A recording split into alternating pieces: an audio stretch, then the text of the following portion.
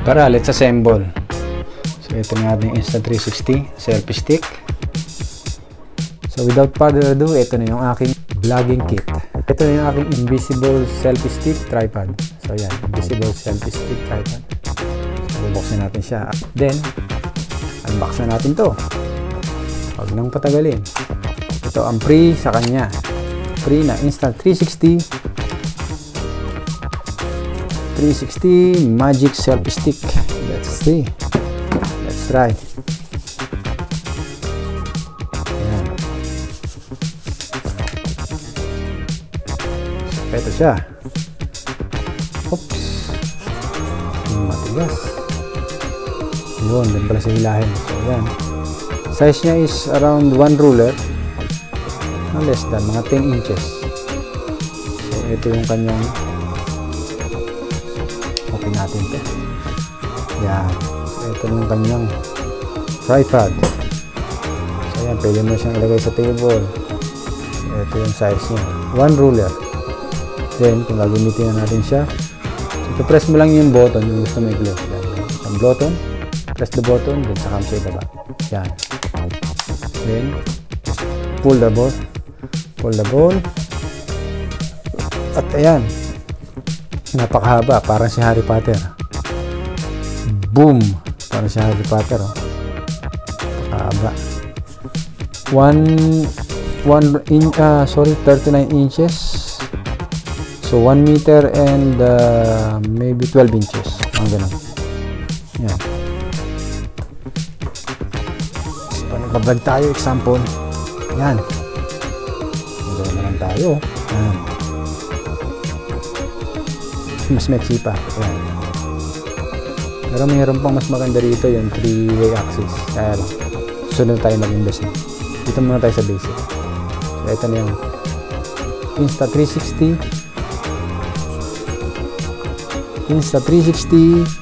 invisible selfie stick and tripod. So 2-in-1 tripod and selfie stick. Ayan. So sinamahan na natin siya ng 3-prong adapter. So Insta360 3-prong adapter. So binili natin siya sa Virgin Megastore kasi wala pa siyang kasama sa loob. So yan. So ito Insta360. So ito yung ilalak natin mamaya sa ating tripod. Tara, let's assemble. So ito na ating Insta360 selfie stick. So ito yung aking biniling prolong para may kabit natin yung ating Insta360. So, twist lang natin siya. So, ayan. Twist, twist, twist, twist, twist. Ayan. So, kapag tight na siya, so, atin na siya i-loose. Loose lang natin. So, it's time to connect. Kunin na natin yung ating kanyang quick release. Pasok lang natin dito yung quick release. Ayan. So, ayan. Okay. Kapag eksakto na siya, pasok na. Lock. Hindi pantay. Push more.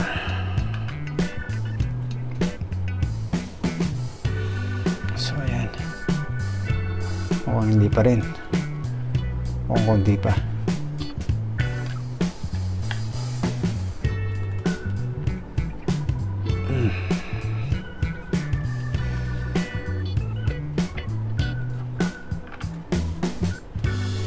Pasok ah. Ayun. Ayun na. So ayan siya. Pitan lang natin. Depende na yan sa'yo. So eto. So kapag mahigpit na siya, okay, then ilagay na natin yung ating Insta360. So makikita nyo dyan, so meron siyang logo. Ito yung logo na to, ito yung camera. So ayan, logo ng camera. So ito yung quick release mount. So, mali. Baliktarin natin. Ayun, tumunog na. So, mahigpit na yan. Hindi na yun mahuhulog basta-basta. Yan, kahit anong hawakan mo pa yan dyan, mahigpit na yan. Hindi na basta-basta mahuhulog. So, kung gusto mo siyang tanggalin, so, i-press mo lang tong button na to. Press mo lang yung button na yan. Tsaka ito, side to side. Press, release. Yan, magnetic na yun eh. Yan. Yan, flip mo yung screen. Side. So, ayan, pwede ka na mag-vlog. So, kung naka-straight siya, pag gumagano'n ka, so, ano mo lang. Side mo ng konti. Ayun.